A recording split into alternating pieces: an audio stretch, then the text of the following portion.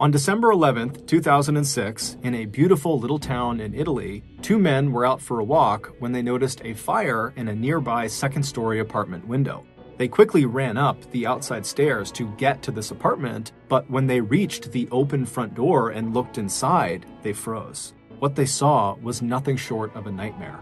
Today's story is about something called the Erba Massacre, and it is extremely graphic, extremely upsetting, and it involves harm to a child. So listener discretion is advised. But before we get into today's story, if you're a fan of the strange, dark, and mysterious delivered in story format, then you've come to the right podcast because that's all we do, and we upload twice a week, once on Monday and once on Thursday. So, if that's of interest to you, please offer to wash the 5-star review button sheets, but instead use them as beach blankets and then give them back. Also, please subscribe to the MrBallen Podcast wherever you listen to podcasts so you don't miss any of our weekly uploads. Okay, let's get into today's story.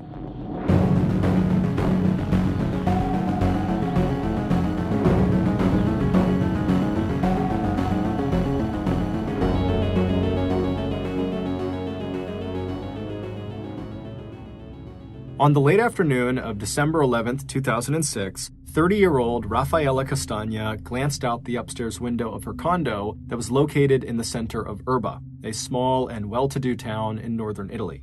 The weather had been beautiful all day, but since she needed to go out to the store to pick up a few things for dinner, she reflexively was looking outside to make sure the sun was still out. When she saw that it was, she turned around, grabbed her coat off of a nearby chair, and then walked into the kitchen to say a quick goodbye to her mother and her 2-year-old son, Yusuf.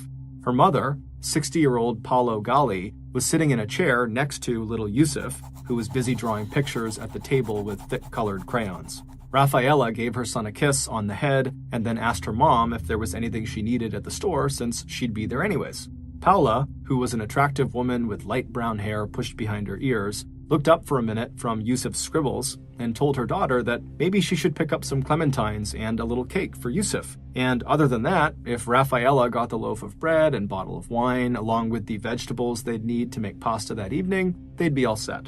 Raffaella smiled and nodded, and then thanked her mom for looking after Yusuf for a bit, and then she turned and headed towards the door of her condo, where she took a shopping bag from the hook off the wall and slipped it over her shoulder.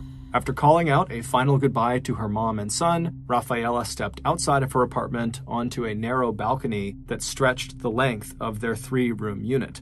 To her left was the stairway that led both down to the cobblestone courtyard below, and also there was a stairwell that went up to the attic apartment right above her condo, where Mr. and Mrs. Cherubini lived.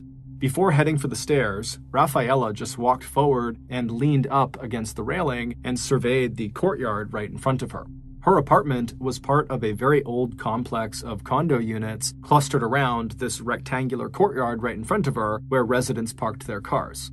Some of the 7 buildings that made up this complex were 6 stories tall, while others were just 3 stories tall. Raffaella's apartment was located on the 2nd floor of one of the buildings that had 3 stories. It was a renovated farmhouse with pale stone walls that looked yellow in the afternoon sun. To her right, at the far end of the courtyard, was a gate that led out to a narrow road called Via Diaz that left the courtyard and wound around the outside of the condo complex and led down to the shops and restaurants in town.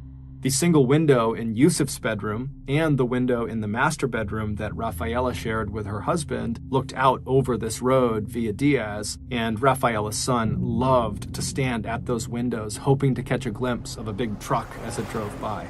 From her perch on the balcony, Raffaella looked up and over the roofs of the condo in front of her. In the distance, she could see the purple outline of the Alps, the mountain range that separated her town from their neighbors, France to the east and Switzerland and Austria to the north.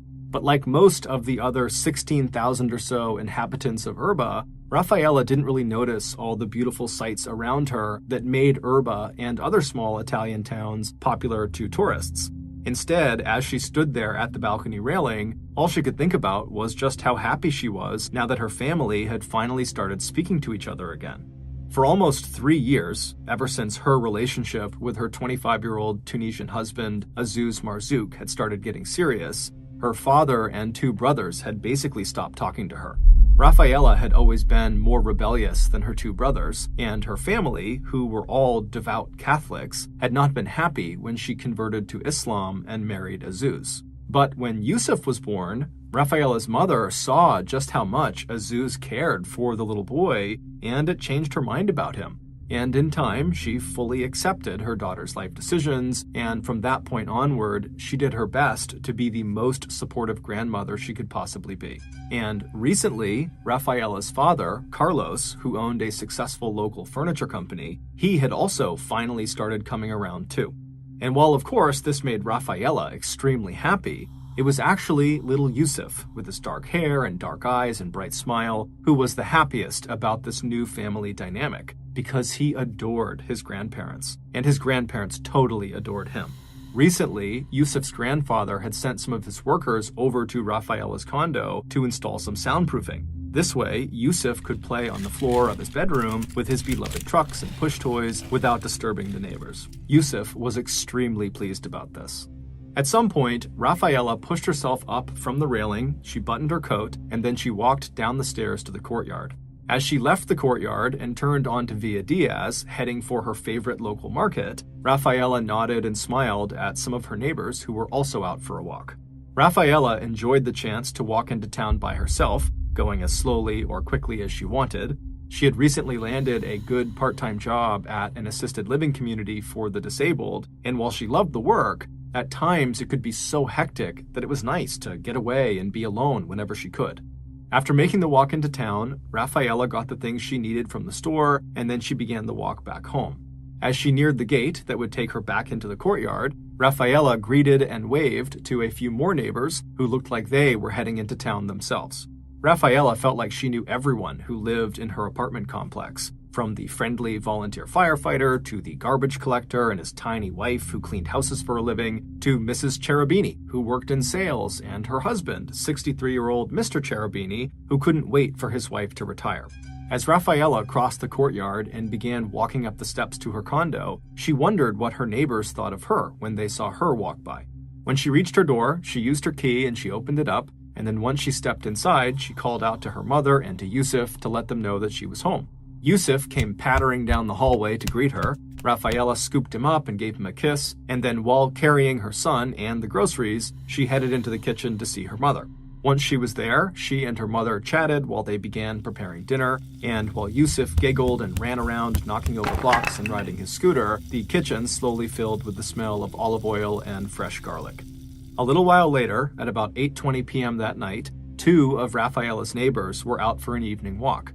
It was a clear night, and the temperature had dropped to a cool 45 degrees Fahrenheit.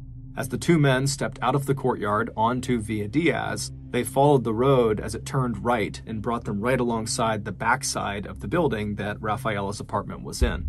As the two men walked, one of them smelled smoke and looked up at the building right next to them, and they could see flames licking against the glass of one of the windows in Rafaela's apartment.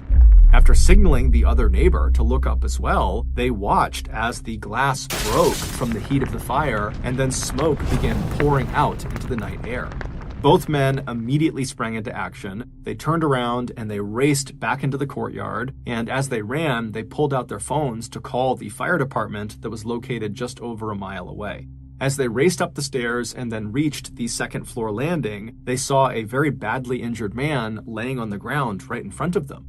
The door to Rafaela's burning apartment was open, and the injured man was laying across the threshold. His head was inside the apartment, and his legs were outside on the landing.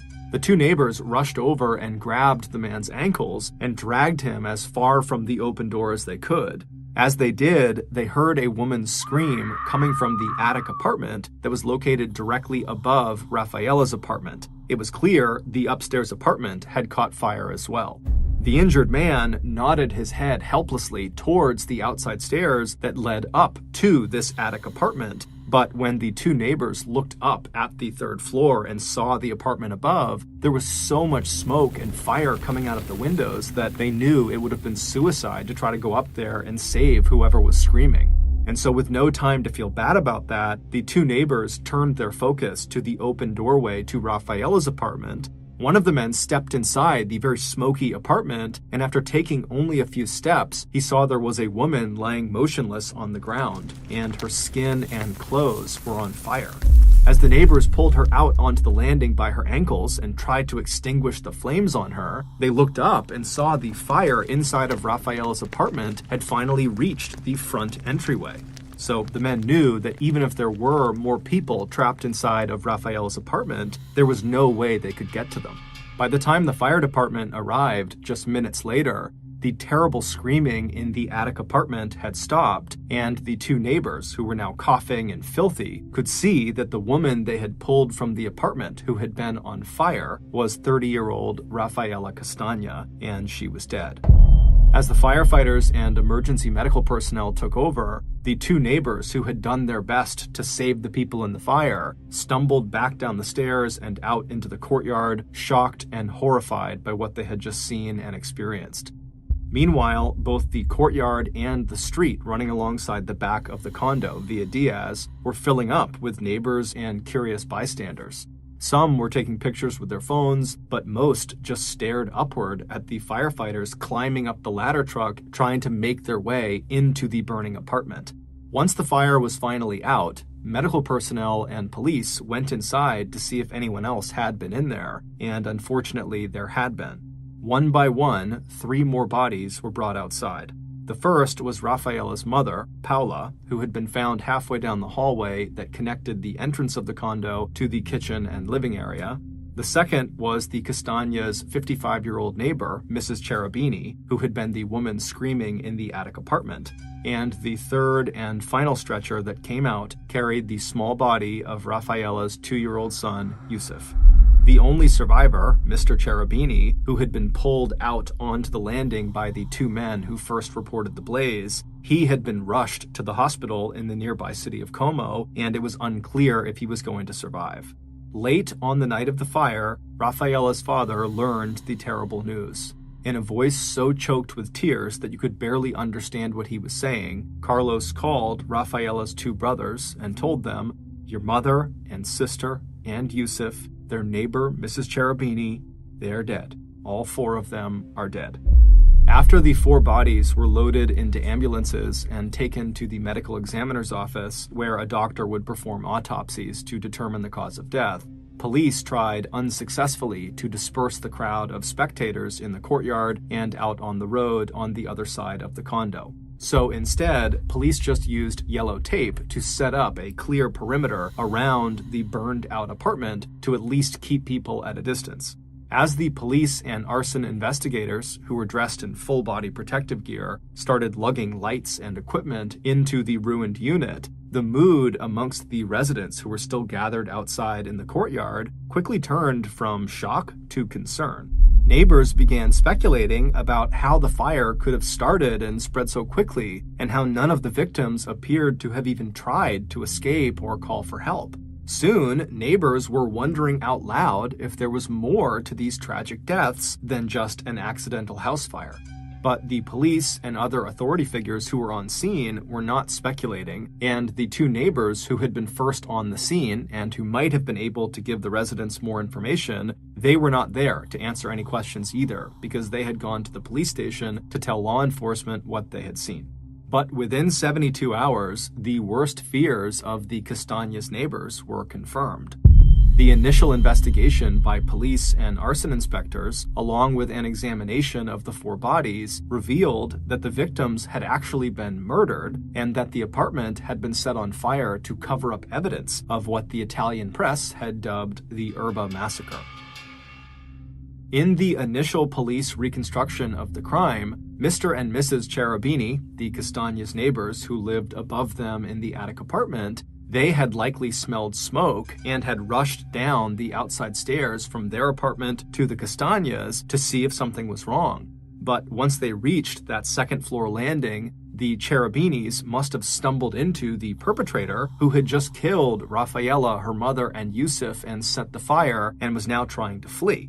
And so the murderer must have seen the Cherubinis and attacked, first striking Mr. Cherubini down, leaving him for dead in the doorway, and then chasing Mrs. Cherubini back up the stairs into her attic apartment, where the murderer attacked her too, leaving her trapped and incapacitated before the fire killed her. Given that the first body found inside of Rafaela's apartment was Rafaela, and that the door did not show any signs of a forced entry, police suspected that Rafaela must have recognized the perpetrator and opened the door for them. The only person who could confirm or deny any of these details was Mr. Cherubini, and while he had survived the attack, after reaching the hospital, he had fallen into a coma, and so he had not been able to tell police or anybody what had actually happened. After the news broke about the murders, the police flooded Rafaela's apartment complex and began interviewing everyone. Did the Castañas have any enemies? Did you see anyone strange walking around the apartment complex that night? Did you see any of the Castañas that night? And if so, what were they doing or who were they talking to? But even as investigators carried out these constant interviews with neighbors and continued sifting through all of the evidence in the burned-out apartment for clues to the killer's identity, the investigators' real attention was actually focused on Rafaela's husband, Azus. He had not been home at the time of the fire, and his whereabouts were unknown. Police weren't the only ones to suspect Azus. As everyone in Erba seemed to know, Rafaela's husband had only recently been released from prison that year under a mass pardon by the government. Azus had been serving time for dealing drugs, and so the investigators and people in Erba were suspicious that his drug ties may have had something to do with the murders. And the Italian media seemed to think the same thing. And so they quickly began running these stories that more or less declared that Azus was either involved in the murders or that he was the murderer. But it would turn out Azus had a rock-solid alibi.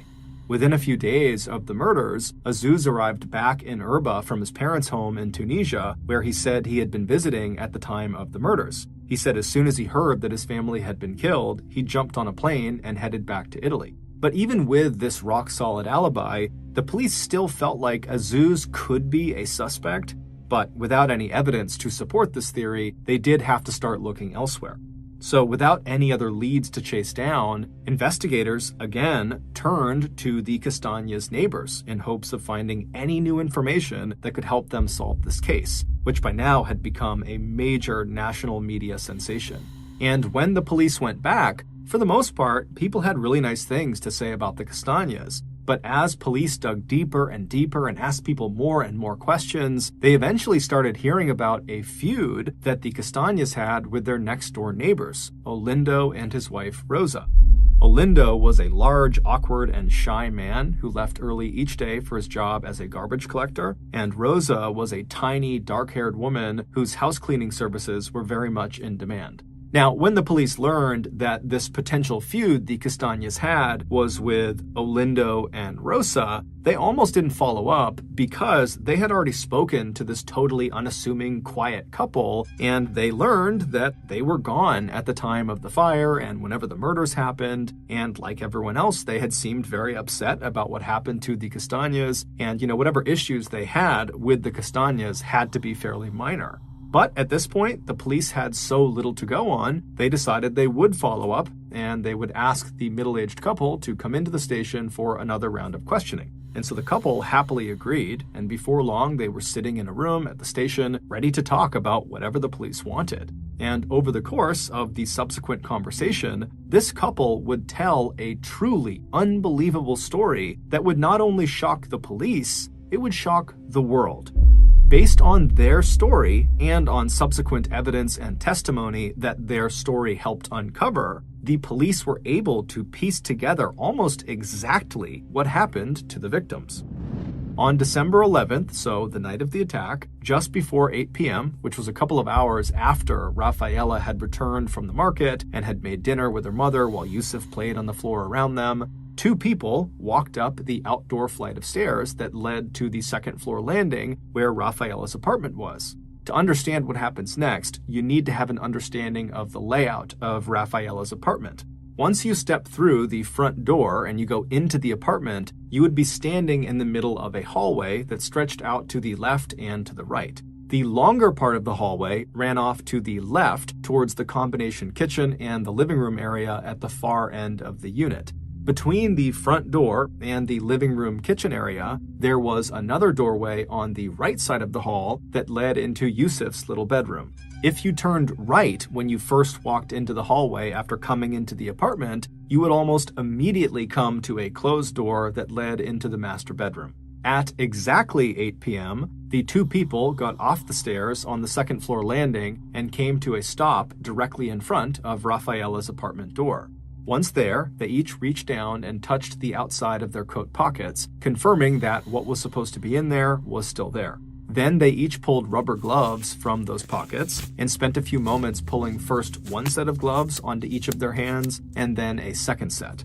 Once they were ready, one of these two people rang the doorbell, and then they both leaned forward a few inches, straining to hear the sound of footsteps coming towards the door so they would be prepared for when it opened. Less than a minute later, they heard Rafaela's voice on the other side of the door asking who was there. One of the two people out on the landing calmly identified themselves and gave their reason for being there. After just a moment's hesitation, Rafaela opened the door.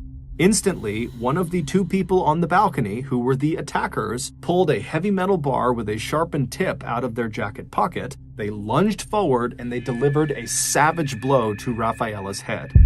As soon as Rafaela fell to the floor, her attacker reached into their jacket pocket and pulled out a sharp kitchen knife. Then they rushed forward until they were standing directly over Rafaela, and they reached down and they slit her throat from ear to ear.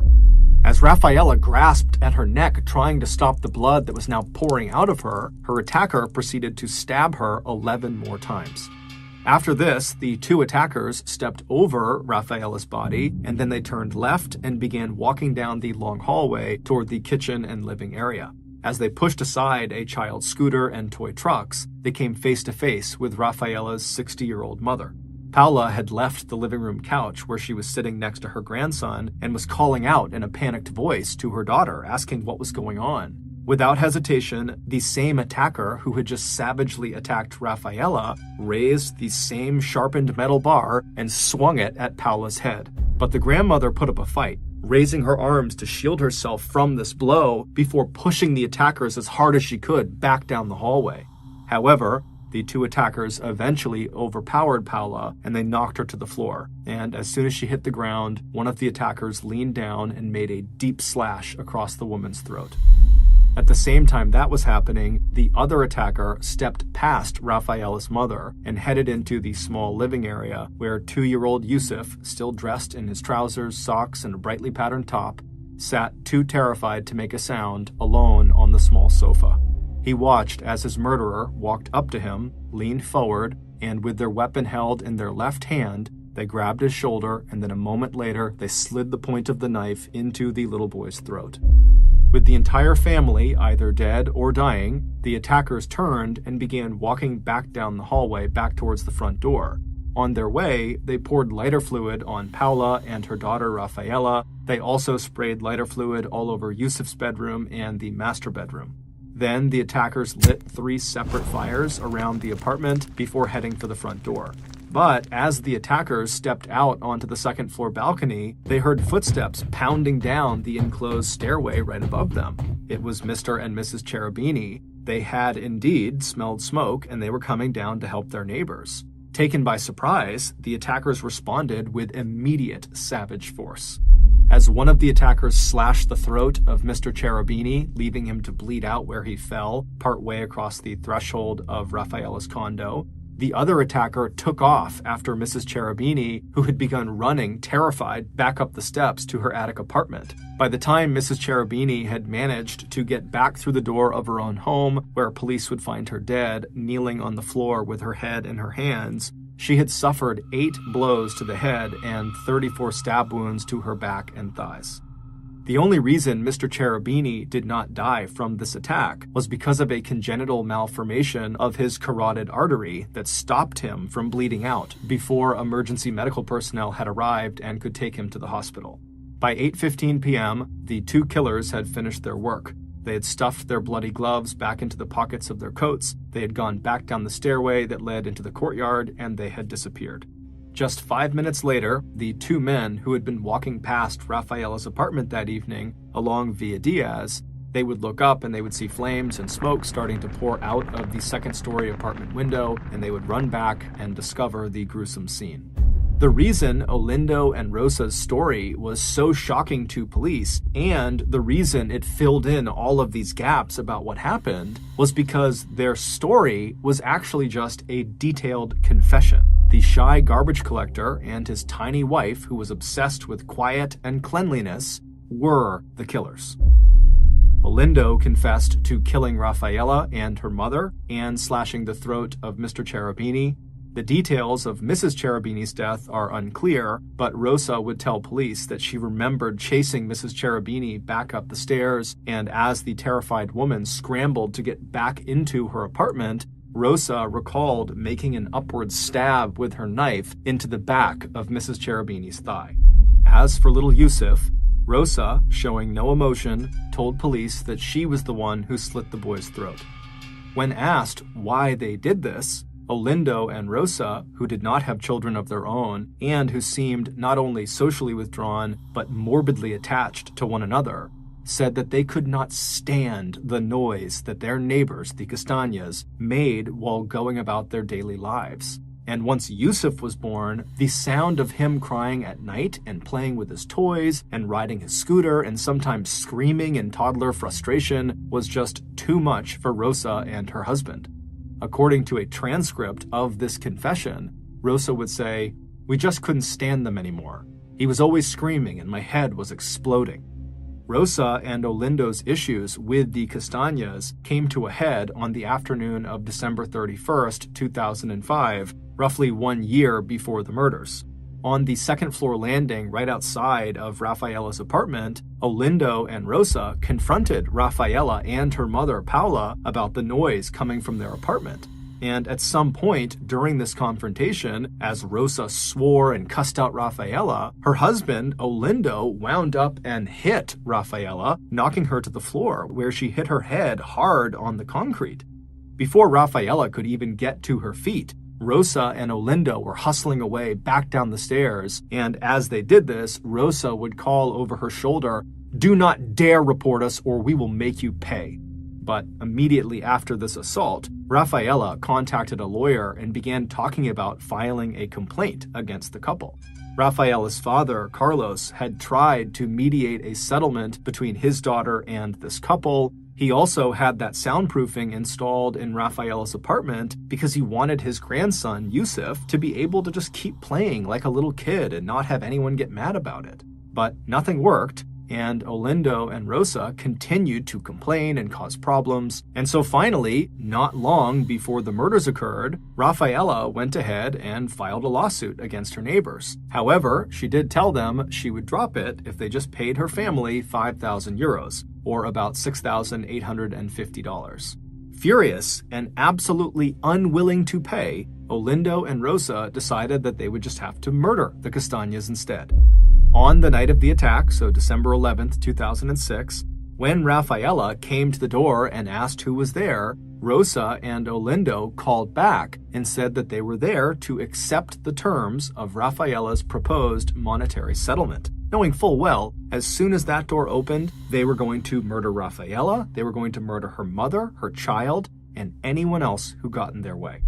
After leaving the burning condo, Olindo and Rosa had gone back to their own home, disposed of their bloody gloves and weapons, they put their bloody clothes in the wash, they showered and dressed, and then they went out to a local restaurant, so it would appear that they had not been around when the crime was discovered. But as Rafaela knew from her own experience, there are no secrets in small towns, and after the murders were discovered, many neighbors noticed that Olindo and Rosa did not seem all that upset about these horrible murders that had taken place, and they didn't seem remotely scared about the idea that there could be a killer or killers still on the loose. So that, combined with the fact that everyone in the complex knew about Olindo and Rosa's feud with the victims, had led several neighbors to tip off police that maybe they should look into this unassuming couple.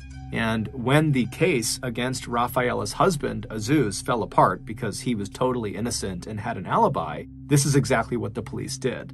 Although the killers would later withdraw their very detailed confessions, the details they provided to police, combined with the fact that Mr. Cherubini would eventually come out of his coma and he would positively identify Olindo and Rosa as his attackers, was enough to send the couple to trial on October 12, 2008, almost 2 years after the Erba massacre.